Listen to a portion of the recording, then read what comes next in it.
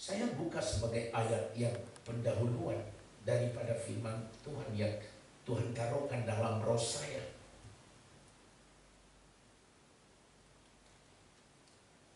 Di dalam kitab Wahyu,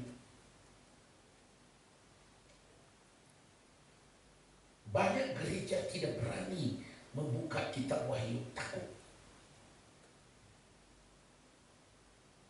Dan takut menyampaikan kepada jemaat.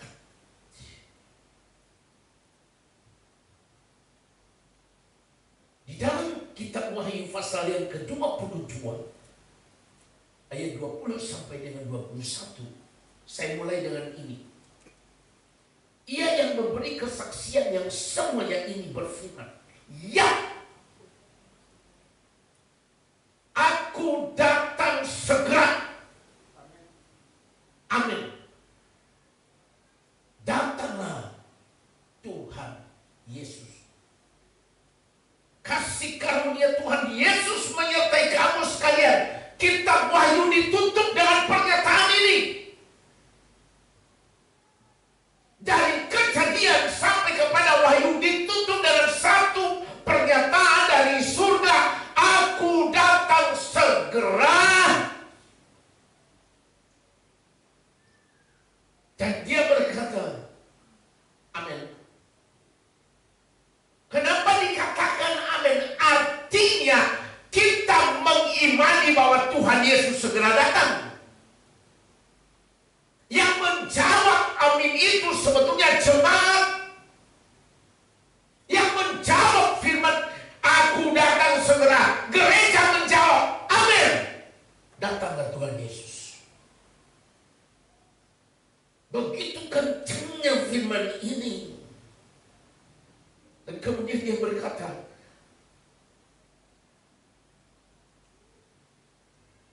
damai kasih karunia daripada Tuhan Yesus Kristus menyertai saudara.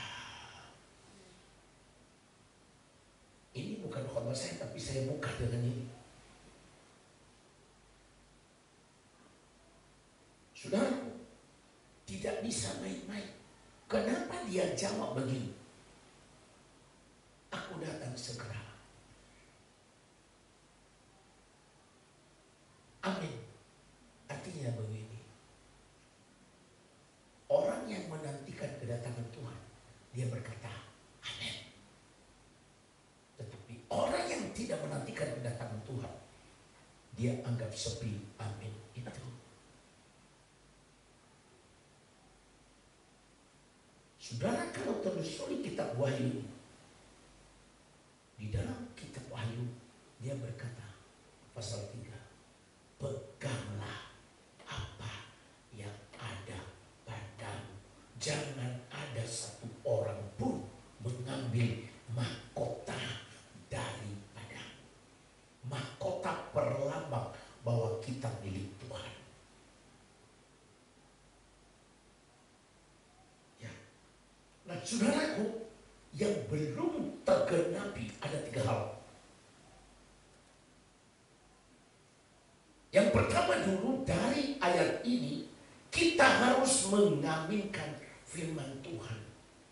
Bahkan kita menyambutnya dengan sukacita.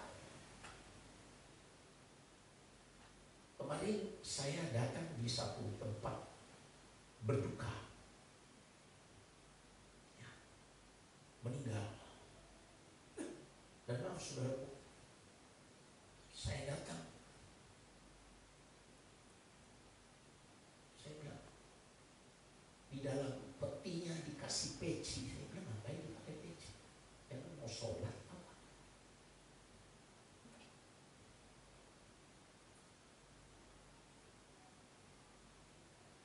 Dan saya tahu kehidupan orang ini waktu hidup. Dia kena peringatan 14 tahun kena stroke. Kena stroke. Dia sembuh. Apa yang dilakukan? Dia minum tuak lagi dan merokok terus-menerus. Terakhir ini 1 bulan di rumah sakit.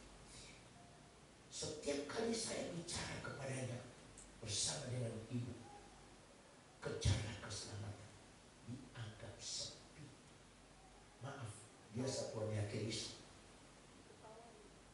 Ketawa dia. Ya, haleluya, haleluya, haleluya. Dia bilang itu sama saya. Bayangkan. Haleluya. Iya. Iya, Pak. Iya. Haleluya, haleluya. Setiap kali dia bilang haleluya, saya bilang kamu jangan main-main dengan itu. Terakhir saya dengar 1 bulan di atas tempat tidur sudah mati semua. Hanya mata yang bergerak. Kesempatan untuk mendapatkan kasih karunia Tuhan habis.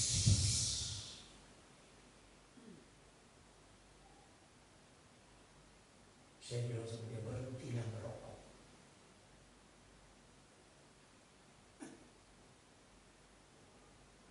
Nanti kalau dia sudah minum tua, mukanya udah merah. Saya bilang tubuh itu adalah bait Allah.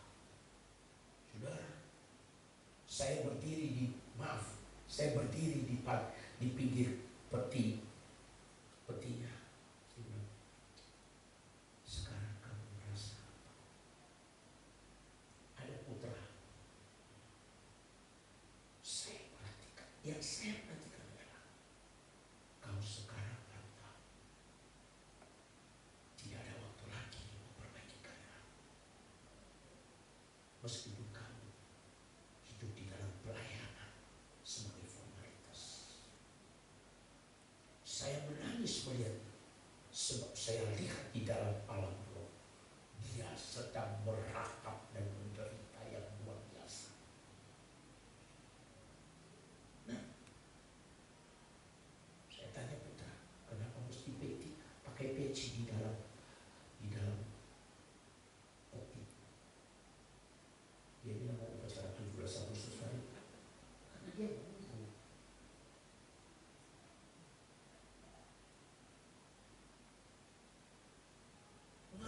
Saya perhatikan Tuhan. Engkau tidak ada waktu lagi sekarang. Aku datang segera, artinya kita jawab amin. Kita sukacita menyambut kedatangan Tuhan. Dan kemudian yang kedua, aku datang segera, pertahankan mahkotamu. Aku datang segera, pegang janji Tuhan.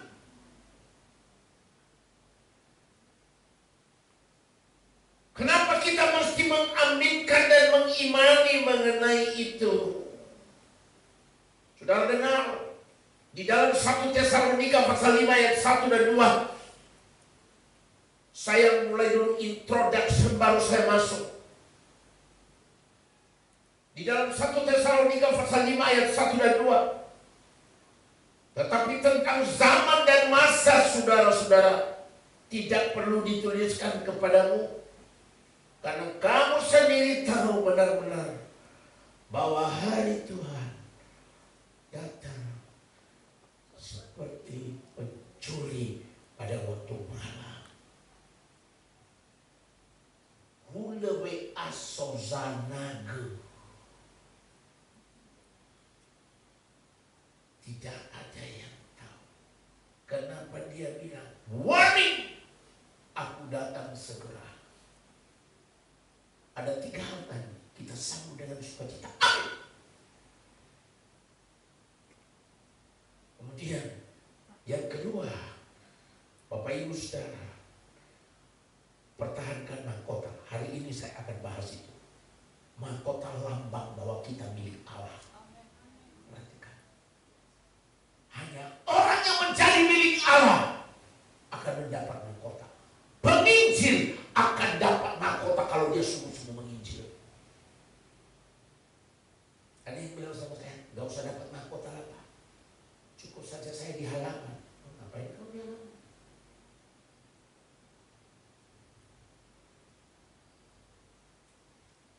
Yang ketiga, pegang janji Tuhan. Sebab kedatangan Tuhan yang kedua ini betul-betul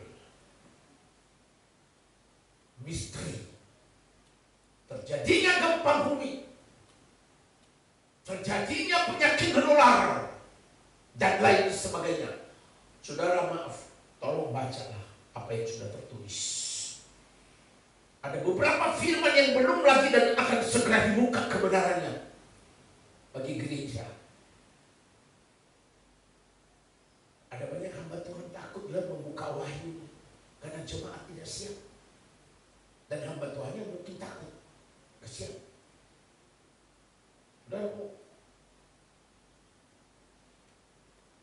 perhatikan ini baik-baik. Yang belum terjadi adalah Injil kerajaan Allah harus sampai di seluruh dunia. Sekali lagi, aku datang segera, tetapi yang belum terjadi, Tuhan mau datang apabila Injil kerajaan Allah sudah sampai kepada semua insan manusia yang hidup di muka bumi ini. Sebab Tuhan tidak menginginkan kematian satu orang pun. Tuhan tidak menginginkan kematian orang fasik, tetapi Dia menginginkan pertobatan. Berhenti berbuat dosa, maka engkau selamat seperti apa yang dikatakannya. Wahyu pasal 3 ayat 10. Saya terus. Wahyu pasal 3 ayat 10 dia berkata begini, karena engkau menuruti firman-Ku untuk tekun menantikan Aku, maka Aku Tuhan akan melindungi engkau. Kapan itu? Dari hari pencobaan yang akan datang seluruh dunia untuk mencobai mereka yang ada di muka bumi ini.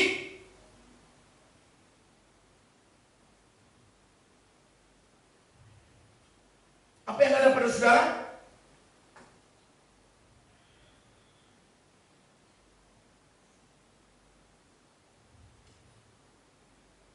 Sekali lagi ada 3 prinsip tadi.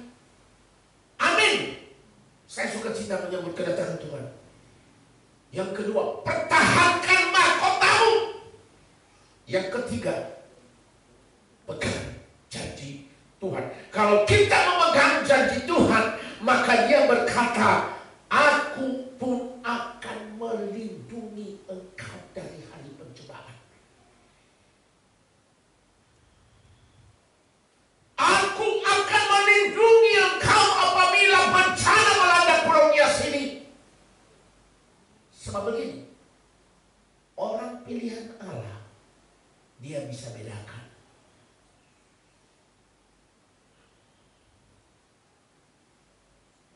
Karena yang akan datang, saudaraku, terserah saudara. Saya baca ayat ini, saya gemetar loh. Datang ke seluruh dunia mencobai. Dengar, NTT di Kupang, di kampungnya si Yusuf, nomor 2 prostitusi terbesar di Indonesia, pelacuran tertinggi, dan tingkat HIV, narkoba paling tinggi di sana. Kebejatan moral manusia.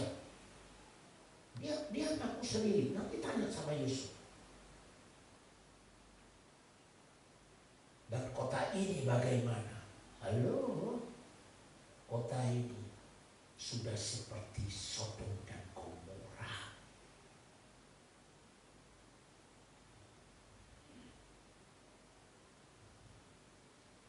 Tuhan sedang mengaum di NTT.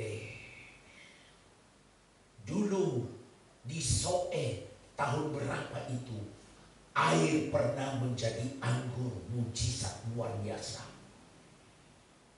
Pernah di Soe, sebab mayoritas mereka di sana adalah Kristen. Saya tanya Yusuf, kenapa begitu? Iya Pak, tempat pelacuran paling besar ada di Kupang.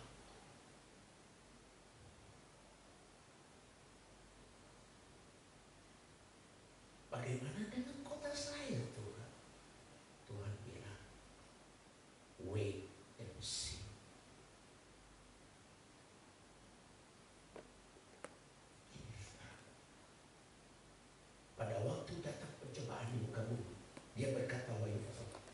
Kenapa saya tadi katakan? Yang pertama, sukacitalah kalau Tuhan berkata aku segera datang. Amin. Yang kedua, karena kita sukacita, maka apa yang telah engkau peroleh jangan jual untuk dunia ini. Jangan jual hak kesulunganmu hanya karena sepiring mangkok, satu mangkok sop kacang merah bridebun. Jangan jual kekristenanmu dengan kompromi dosa. Sebetulnya khotbah saya hari ini sudah tahu, roh akhir zaman yaitu roh keserakahan, yaitu roh Gehazi. Sebetulnya khotbah saya hari ini mengenai Gehazi, tapi saya pending, saya tahan. Saudara tahu, banyak orang mengatasnamakan Tuhan, mengeksploitasikan pekerjaan Tuhan untuk mengenyangkan perutnya. Saudara tahu siapa Gehazi? Bujanya Elisa, yang seyogianya dia sama. Elisa mendapat 2/3 roh daripada Elia, karena dia murid daripada Elia, dan dia kejar. Dan waktu sebetulnya Gehazi murid, tapi sayang dia lebih suka mengeksploitasikan pekerjaan Tuhan untuk keuntungan pribadinya. Saudara, apa yang dia dapat? Elisa tidak mau ambil uang pemberian daripada rakyat. Siapa? Naaman. Naaman tadi kusta, belar. Rupanya diam-diam dari belakang Naaman, si Gehazi datang ke Naaman. Iya, kasih sama Nabi 2 potong baju yang mahal, dan saya dia kasih perak kebun. Apakah Elisa hamba Tuhan tidak tahu? Tahu. Maka Elisa berkata, kusta dari Naaman kena kepadamu, Gehazi. Artinya begini, banyak orang mempergunakan pekerjaan Tuhan untuk egonya, untuk memperkaya diri sendiri.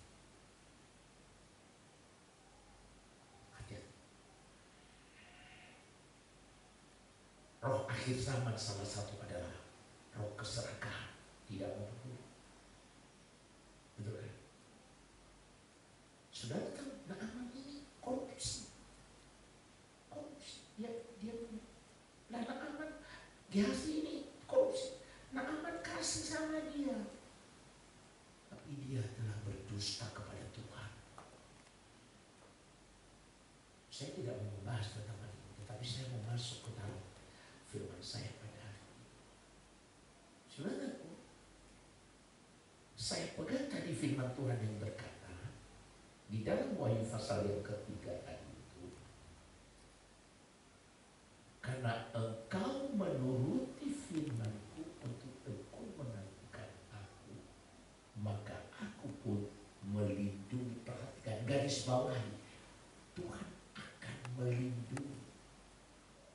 Perbedaan, baca nanti Maleakhi, perbedaan orang yang beribadah kepada Tuhan dan perbedaan dengan orang asing.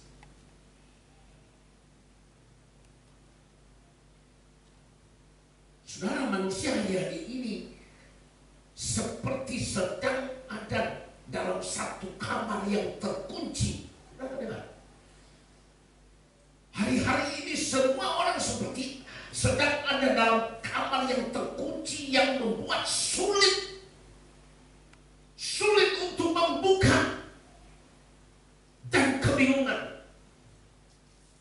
Saudara, kalau tahu si Yusuf berapa hari yang lalu bingung. Saudara, bingung. Terkunci, dia nggak bisa berhubungan dengan keluarganya, papaku, mamaku, adik-adikku. Dia telepon saudaranya yang ada di Jakarta.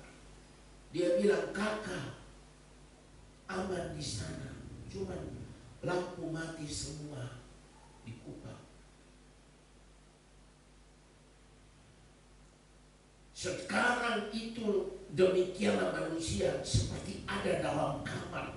Ada kamar sakit penyakit, yaitu virus corona. Saya dengar corona yang baru akan segera muncul. Penyakit sampah sedang melanda muka bumi ini. Seperti dalam kamar terkunci dengan sakit penyakit. Seperti dalam kamar yang terkunci mengalami kunci ekonomi. Apalagi keluarga, pemberontakan. Apalagi begitu banyaknya dosa di kota ini. Saya jujur pada saudara, pelacur-pelacur siang malam tidak ada lagi takut.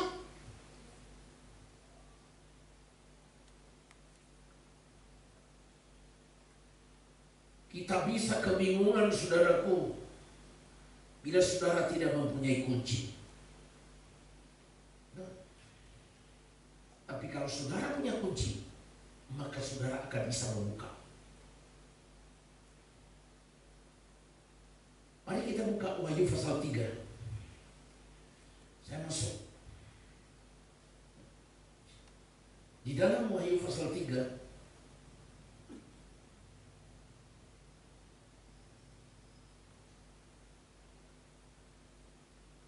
ayat 7 sampai dengan 15. Mari kita baca secara responsoria. Karena ini hari ini kita akan berjalan kudus.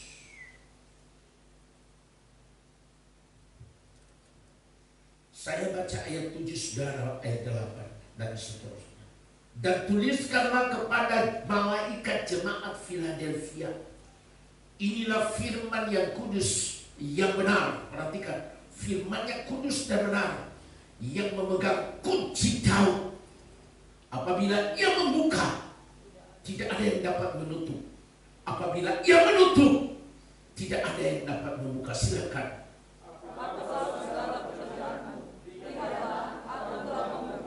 Yes. Yang tidak dapat ditutup oleh seorang pun. Aku tahu bahwa kekuatanmu Ya.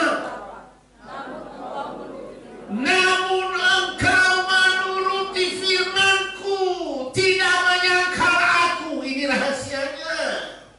Saya baca ayat selanjutnya. Lihatlah beberapa orang dari jemaat iblis, yaitu mereka yang menyebut dirinya orang Yahudi, tetapi yang sebenarnya tidak demikian, melainkan berdusta.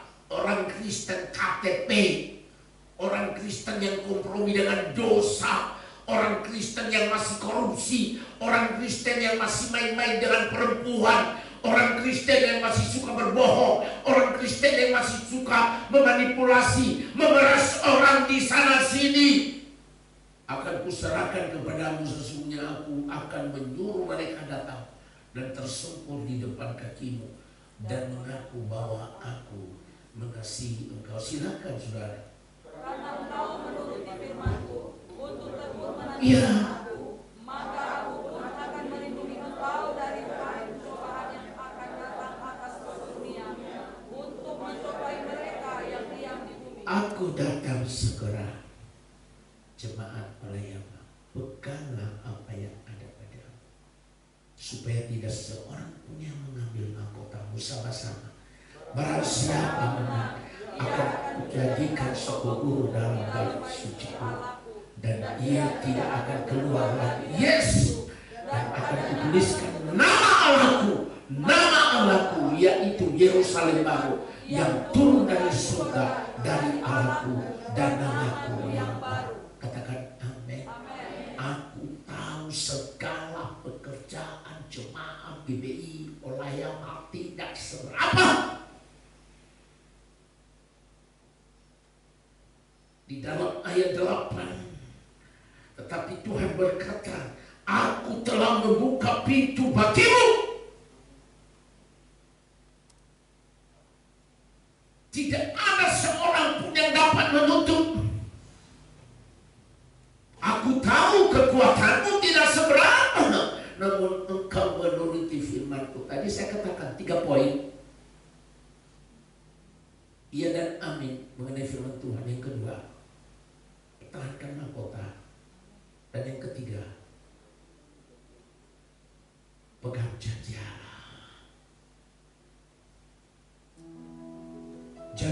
seperti fajar pagi hari yang tiada pernah terlambat bersinar. Cintamu seperti sungai yang mengalir, dan ku tahu betapa dalam kasih-Mu. Katakan dari awal. Ketika ku hadap, ini dia pegang kunci yang harus ku pilih. Amin. Ku tahu kuasamu, ku tahu ku tak mampu, hanya Kau Tuhan tempat jalanku. Aku pun tahu.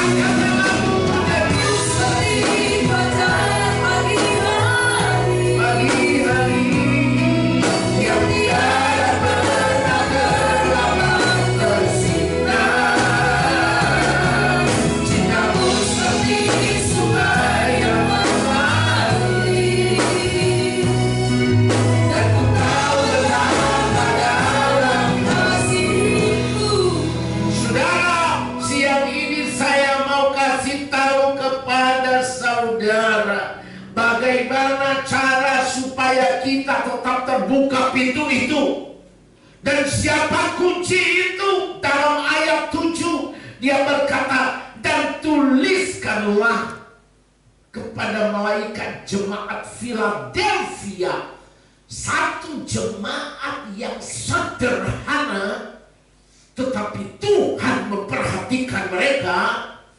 Tuhan menyelamatkan mereka waktu ada penindasan. Dan dia berkata, ini firman-Ku yang kudus, yang benar, yang memegang kunci Daud. Dalam ayat 7, pemegang kunci yang dimiliki oleh Daud satu-satunya yaitu Tuhan Yesus. Kunci dalam kehidupan ini, pegang kunci Daud. Siapa kunci Daud? Yesus sendiri. Dikatakannya apa tadi di dalam ayat itu? Apabila Ia membuka, tidak ada yang dapat menutup. Apabila Ia menutup, tidak ada yang dapat membuka. Yesus kunci dan pemegang kunci itu sendiri.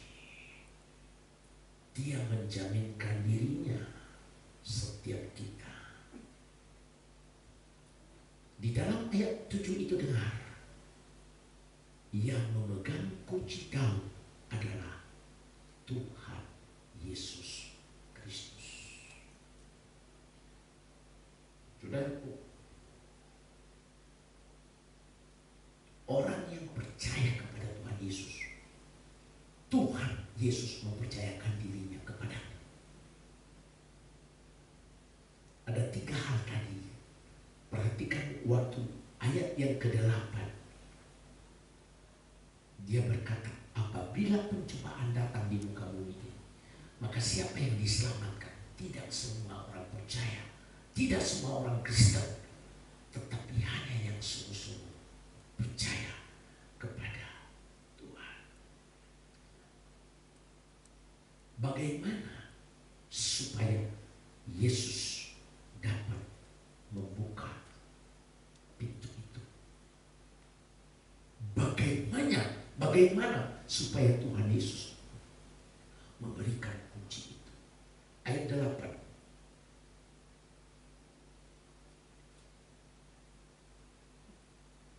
Dia berkata begini, aku tahu segala pekerjaan. Aku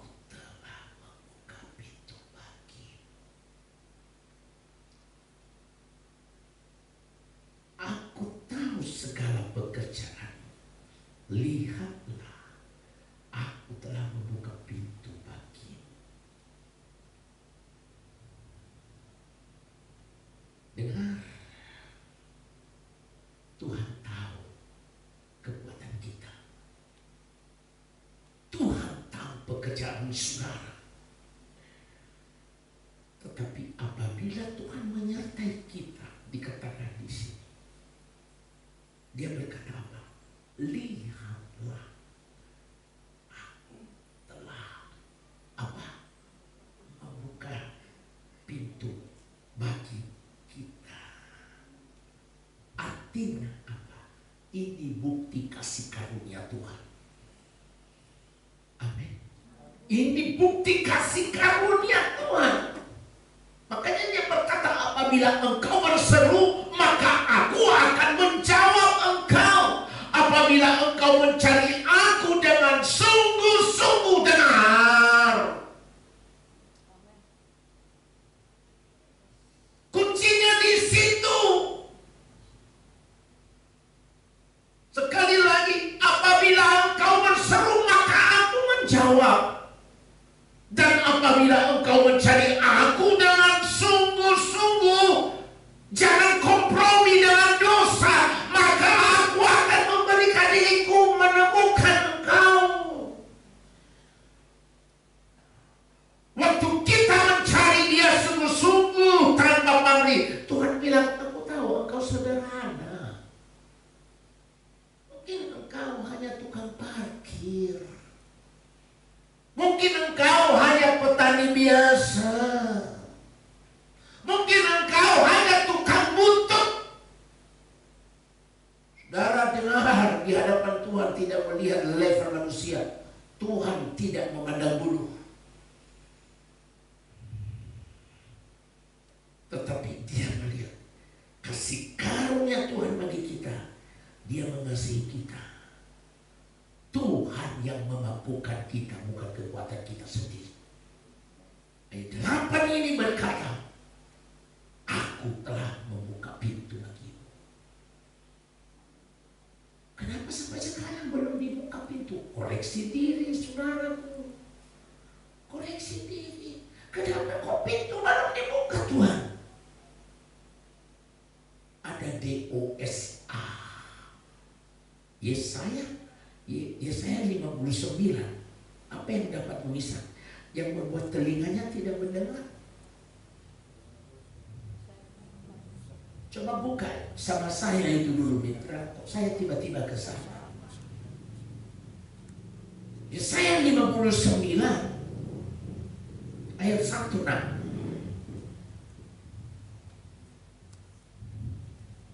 Sesungguhnya tangan Tuhan tidak kurang panjang untuk menyelamatkan, dan pendengarannya Dia tidak kurang tajam. Maaf. Tuhan itu tidak tuli. Tapi ayat 2 tetapi yang merupakan pemisahan, yang merupakan doamu tidak didengar oleh Allahmu ialah segala kejahatanmu, dan yang membuat Dia menyembunyikan diri terhadap kamu sehingga tidak mendengar apa? Segala dosamu. Boro-boro dosa itu tidak berdoa saja dosa.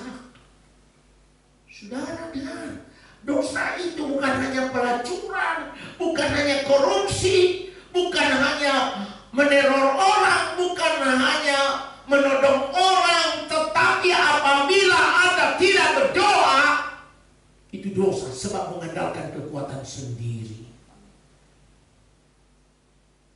Ini yang saya bilang, nggak bakalan dikasih begini. Ayat 3, tolong mitra. Sebab tanganmu cemar oleh darah, jarimu oleh kejahatan, mulutmu mengucapkan dusta. Wah, astagfirullah. Tapi minta berkati aku, Tuhan. Halo? Saya nggak tahu kenapa saya kesini. Mengucapkan, lidahmu menyebutnya kecurangan, curang terus tidak. Tapi mau kunci, mau ayat 8, aku tahu, aku membuka pintu dengan Tuhan tidak membuka pintu bagi orang yang masih cepat. Aku datang segera. Nuaya Afif dan Maria terkejut berhenti berbuat dosa. Ayo, saya mau tanya, masih melakukan dosa nggak?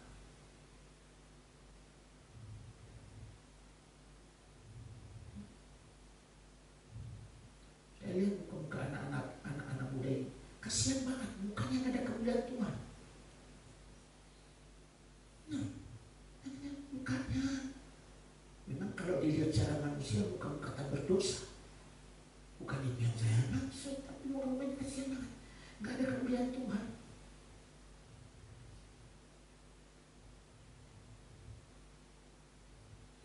Saya kasihan lah anak-anak muda. Saya kasihan anak muda di kota ini. Murah iguh ito. Lalu isa lang sisa, iguh ito. Isa sa iguh ito. Saraw marunong.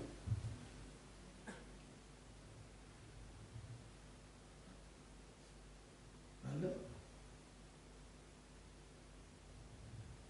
saudara dengar, berdamai dulu dengan Tuhan. Masih di dalam ayat 8. Aku tahu pekerjaanmu, Tuhan memperhatikan pekerjaan saudara. Aku tahu pekerjaanmu, engkau jujur. Nah,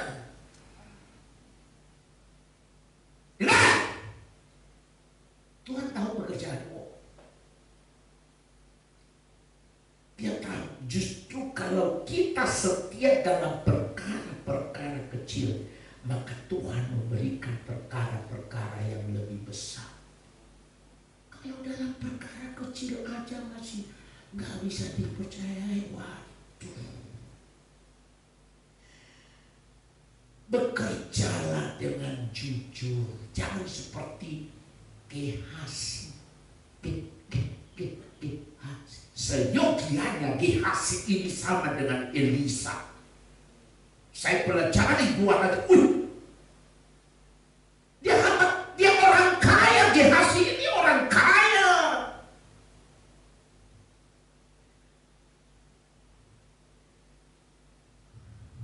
Saudara, Elisa orang kaya, konglomerat, tetapi dia meninggalkan pekerjaannya untuk mendapat 2/3 orang daripada Tuhan. Jujur, loyal, penuh tanggung jawab, maka Tuhan memperhatikan semuanya itu. Tuhan berkata apa? Aku tahu pekerjaanmu. Aku tahu pekerjaanmu sama Joy. Semuanya itu. Saudara, pekerjaan itu jalan Tuhan memberkati saudara. Pekerjaan itu adalah kunci yang dikasih Tuhan untuk mengalirkan sungai-sungai berkat dalam hidupmu. Tapi kalau dalam hal yang kecil aja Anda masih memeras orang dan lain sebagainya, innalillahi wa inna ilaihi rajiun.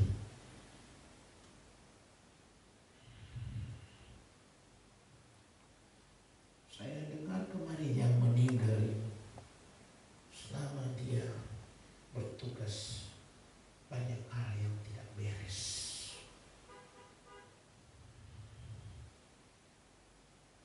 Memang terakhir hidupnya naik secara materi.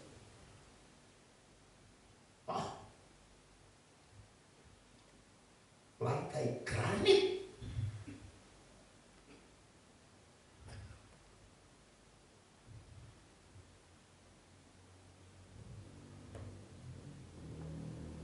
Tapi ada saya dengar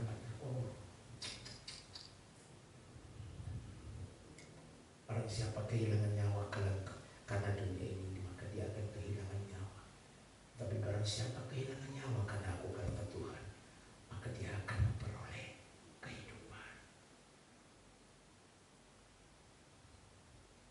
Nah, sekali lagi, pekerjaanmu itu anak Elan, itu kuncinya.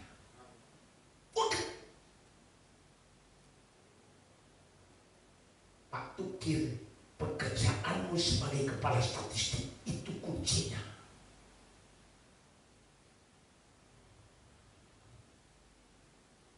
Ada banyak orang menyalahgunakan kunci ini. Dia masukkan juga di dalam hal-hal yang pintu masuk.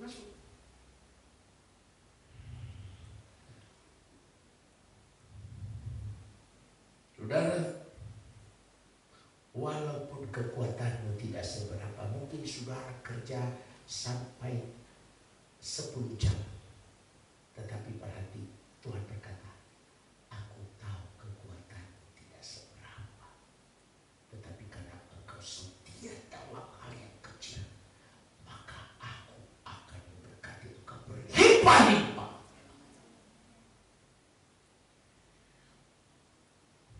Mungkin kita orang biasa.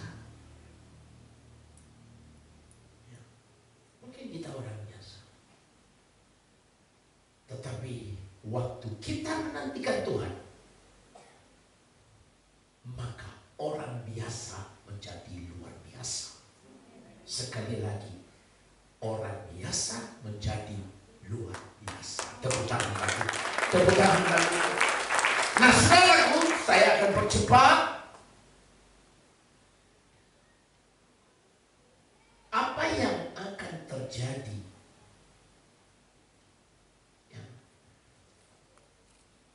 apabila kita telah memiliki kunci itu? Ayat 9.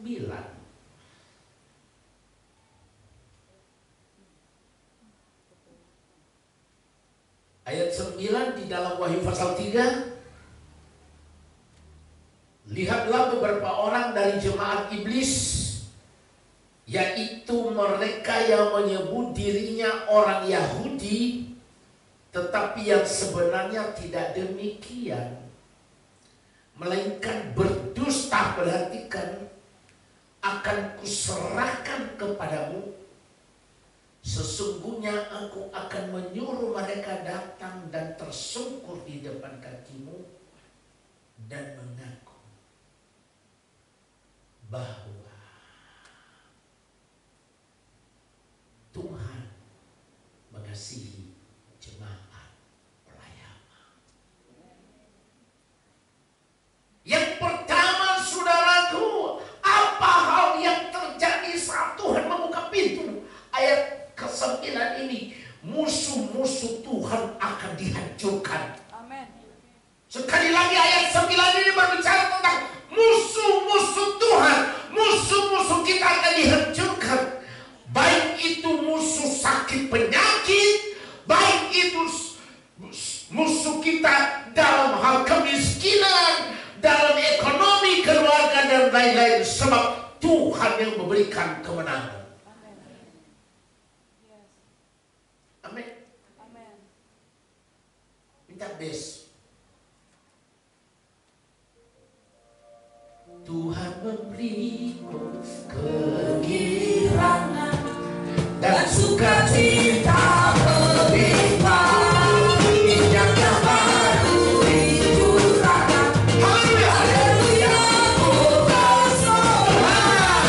Tuhan memberiku kegirangan dan sukacita berlimpah. Minyak yang baru dicurahkan. Haleluya. Haleluya, ku bersorak.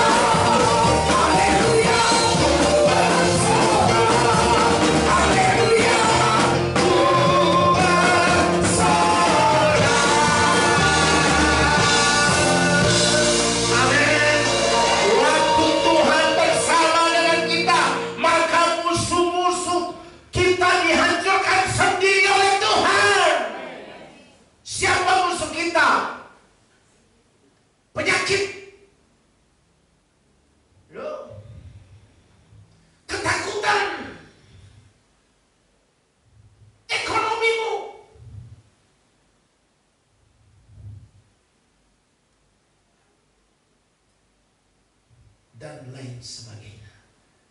Sebab Tuhan yang memberi kemenangan itu bukan kekuatan kita, tetapi Tuhan sendiri.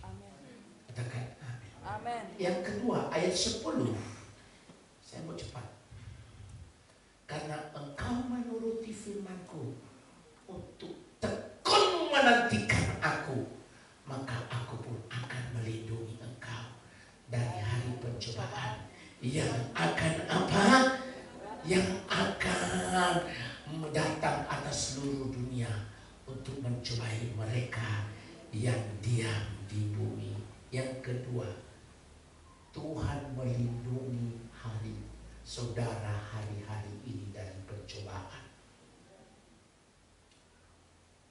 Nuh diselamatkan satu keluarga. Contohnya siapa?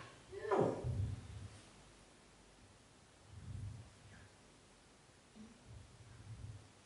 Siapa lagi? Sebetulnya Lot itu hanya karena Abraham, maka dia diselamatkan. Saudara, waktu Tuhan menghancurkan Sodom dan Gomora, Abraham diselamatkan. Ayat 10 berbicara, waktu kita memiliki kunci itu, yaitu Yesus sendiri, maka Tuhan melindungi kita hari-hari ini. Saya tanya si Yusuf bagaimana, dia bilang rumahnya sudah hancur. Dia bilang, puji Tuhan, selamat. Saya bilang, selamat semua. Ya, tetapi rumah hancur. Itu dia di belakang. Tapi karena dia cinta Tuhan, dia tidak mau beranjak dari sini, karena dia diutus untuk pelayanan. Ya. Seluruh pimpinan GBI di Nia sini diminta berpartisipasi untuk memberikan saluran berkat untuk mereka yang mengalami itu. Saudara. Yang berikut ayat 11.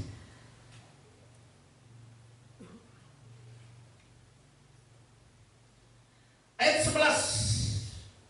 Aku datang segera. Peganglah apa yang ada padamu, supaya tidak ada yang mengambil mahkota. Saudara dengar, mahkota itu adalah menandakan saudara dan saya kemuliaan Allah. Amin. Sekali lagi, mahkota itu lambang daripada Allah itu menjadi milik kita dan saya menjadi milik Allah. Amin. Bukan karena Kristennya, tetapi oleh karena sekali lagi mahkota artinya saudara telah disahkan menjadi milik Allah melalui apa? Penebusan, penyaliban, kematian, kebangkitan Kristus. Yang berikut ayat 12. Barang siapa menang, ia akan kujadikan sekoguru di dalam bait suci Allah, dan ia tidak akan keluar dari situ. Dengar, Anda dan saya menjadi sekoguru di dalam kerajaan Allah. Dan apabila dia telah menangkap kita dengan sungguh-sungguh dan kita menangkap dia, memperoleh dia dengan sungguh-sungguh, maka tidak ada satu orang pun yang dapat memisahkan kita dari kasih Kristus. Penderitaan, kemiskinan, sakit, penyakit, semuanya tidak ada yang dapat memisahkan saya dengan kasih Kristus.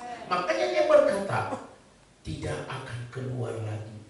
Dan padanya kutuliskan nama Allahku, nama kota Allahku, yaitu Yerusalem baru yang turun dari surga dari Allahku, dan namaku yang baru. Saya dan saudara memperoleh nama baru. Itu rahasia ilahi. Amin. Tidak ada nanti Mazmur Lase di sana. Tidak ada Famoaan di sana. Yang ada di sana nama baru.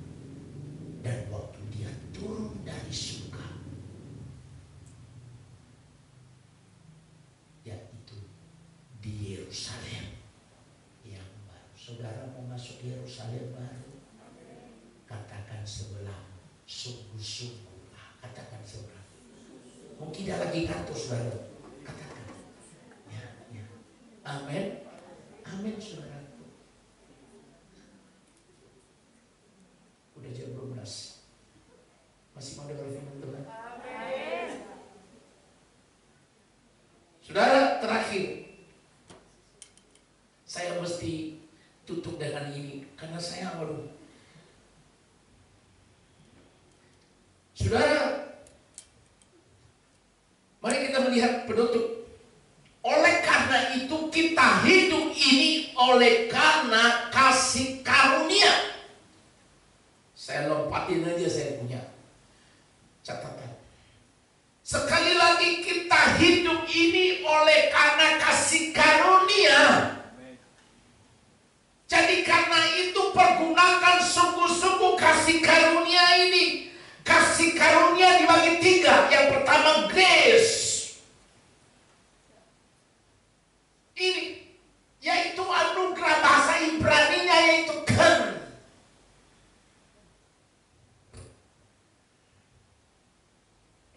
Diartikan sebagai kebaikan yang dianggap indah oleh seseorang. Yang menerima anugerah dianggap sebagai orang yang berharga oleh si pemberi anugerah. Jadi kalau saudara hidup karena grace, anugerah, itu karena Tuhan menghargai saudara.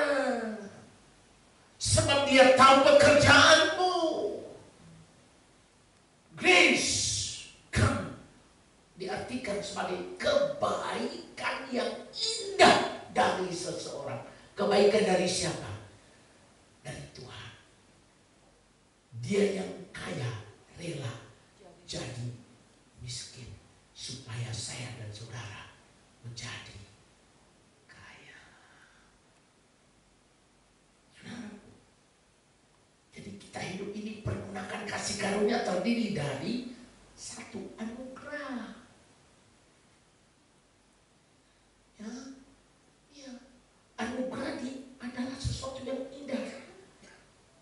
Apabila saudara dianugerahkan, setiap 17 Agustus dikasih anugerah pahlawan revolusi, pahlawan nasional, atau guru terbaik. Siapa tahu nanti tahun depan berkat dalam mana ini dapat anugerah, dapat penghargaan dari presiden sebagai guru yang terbaik.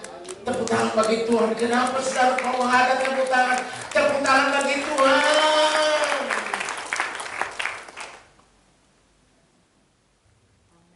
Tiba-tiba kita dapat kabar Pak Tukir dapat penghargaan dari pemerintah Provinsi Sumatera Utara sebagai kepala statistik yang terbaik di Sumatera Utara. Tepuk tangan saudara. Itu anugerah. Kok gak ada yang tepuk tangan? Berarti kalian gak bakal diberkati orang. Ini terlalu lah saudara. Jemaat sendiri kalau diberkati berarti gereja pasti diberkati dong. Susah juga ya. Oh masih lo tapi tiba-tiba koi air. Tiba-tiba baik koi air ini. Bertobatlah kita. Berikut yang kedua kasih karunia itu karismata. Karismata yaitu karunia harapan, suatu kemampuan yang Allah berikan supaya kita berfungsi.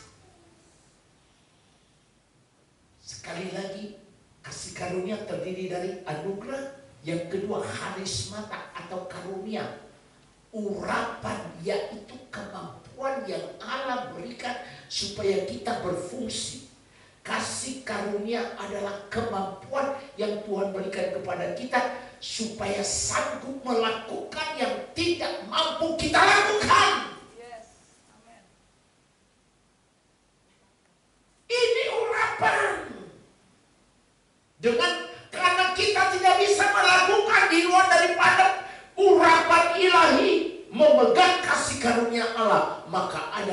hal yang harus kita miliki. Saya akan tutup nanti setelah ini. Perhatikan. Jadi kasih karunia itu terdiri dari grace atau yang kedua charismata, yaitu kemampuan yang Allah berikan bagi setiap pribadi. Saudara melihat tadi, ibu melihat ini, itu kemampuan. Dan sebetulnya setiap orang Tuhan pasti akan beri. Masalahnya mau gak? Jadi kasih karunia adalah kemampuan yang Tuhan berikan kepada kita supaya sanggup melakukan hal-hal yang lebih besar di luar kekuatan kita sendiri. Karena itu untuk memegang kasih karunia ada beberapa hal yang harus dimiliki. Ini terakhir. Ada beberapa hal yang harus dimiliki. Jangan sombong. Dengar, kalau saudara hidup karena kasih karunia Tuhan, dapat anugerah, jangan sombong. Bro, karena anugerah. Yang kedua, jangan apa itu? Jangan minder wardah katanya. Yaitu karena kita kemampuan ilahi ada pada kita. Jadi jangan merasa rendah diri. Enggak. Rendah hati dengan rendah diri beda. Saudara tahu yang minder wardah bicara gini.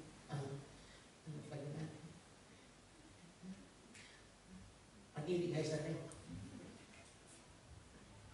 beda. Rendah hati artinya berbahagialah mereka yang rendah hati ya.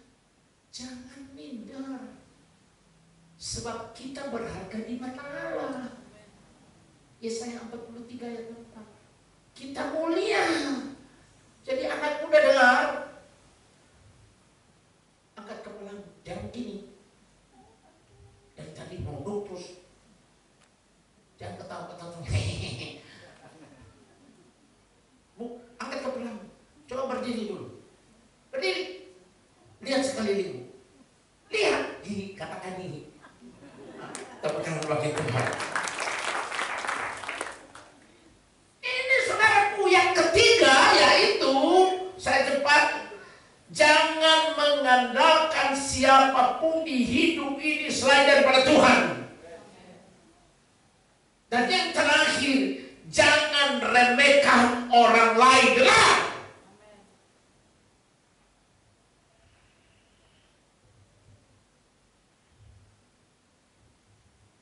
Jangan remehkan orang lain. Loh, siapa namanya? Faldo ini gini-gini, ada sesuatu dalam dirinya mutiara. Sejak mitra ini jadi di sini, waduh luar biasa ini. Semua khotbah saya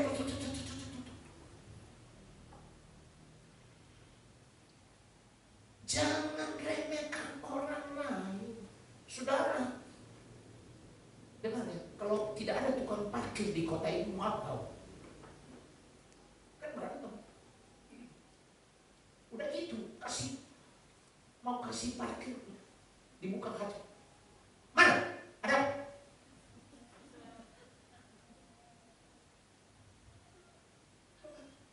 Kami kalau maaf, tadi malam kalau saya pergi dengan anak-anak ke suatu tempat, tukang parkir, saya bilang sama si Yus, kasih nih, lo besar sekali Pak, kasih. Kamu sanggup sampai jam 12 di situ?